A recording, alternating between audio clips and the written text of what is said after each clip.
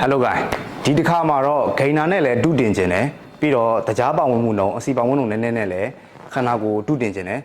ပြီးသွားပြီဆိုရင်ကျွန်တော် whey protein နဲ့ဆိုင်လဲဟိုတကြားဟိုပါပေါ့ calorie နဲ့ protein ပေါင်ဝင်မှုနှုန်းများများလဲလိုချင်တယ်ဆိုရင်တော့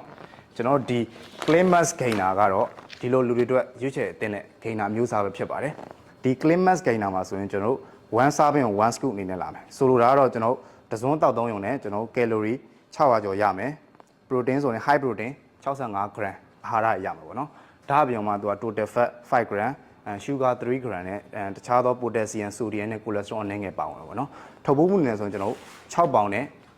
10ပေါင်ဆိုပြီးလာမယ်အရသာနေနဲ့ဆိုရင်ကျွန်တော်တို့ chocolate နဲ့ vanilla ရမယ်နော်ကျွန်တော်တစ်ချက်သတိပေးချင်တာပေါ့နော်ဂိမ်းနာတွေထဲမှာတော့ကျွန်တော်တို့ဒီ potassium တွေ sodium တွေ cholesterol တွေအနေငယ်ပါဝင်တဲ့အတွက်ကျွန်တော်တို့ဂိမ်းနာသုံးဆွဲတဲ့လူတွေကဟိုမိမိစားတဲ့ lifestyle diet မှာဆိုရင်ကျွန်တော် cholesterol များတဲ့အစားအစာတွေပြီးသွားပြီဆိုရင်အစီများပြီးချိုလွန်းတဲ့အစားအစာတွေကိုရှောင်ပြီးတော့ဟိုဂိမ်းနာသုံးဆွဲနေချိန်မှာရှောင်ပြီးတော့စားတင်တယ်ပေါ့နော်ရှော့ပြီးစားတင်တယ်အဲ့လိုစားပြီးတော့တကယ်လို့ကိုကအဲ့လိုမျိုးရှောင်လဲစားမယ်လေ့ကျင့်ခန်းကိုလည်းထိထိမိမိလုပ်မယ်ပြီးရင်ကျွန်တော်တို့ highlight ပြောနေတဲ့ clean mass gainer လေးကိုသုံးဆွဲလိုက်မယ်ဆိုရင်ခန္ဓာကိုယ်မှာအစီပါးပါးနဲ့ lean body mass တင်ကျင်တဲ့ညီကိုတွေအတွက်လုံးဝသုံးသင့်တဲ့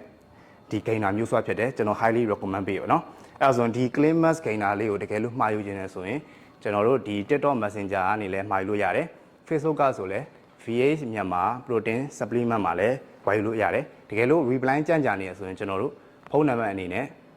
09448445လုံး3ညကိုဆက်သွယ်ပြီးတော့မှာယူလို့ရတယ်เนาะဒါဆိုရင်ဒီ clean mass gainer အကြောင်းသိသွားမယ်ထင်ပါတယ်ဗီဒီယိုဆုံးနေကြည့်ပြတဲ့အတွက်ကျေးဇူးတင်ပါတယ်နောက်ဗီဒီယိုမှာပြန်လာခဲ့ပါမယ်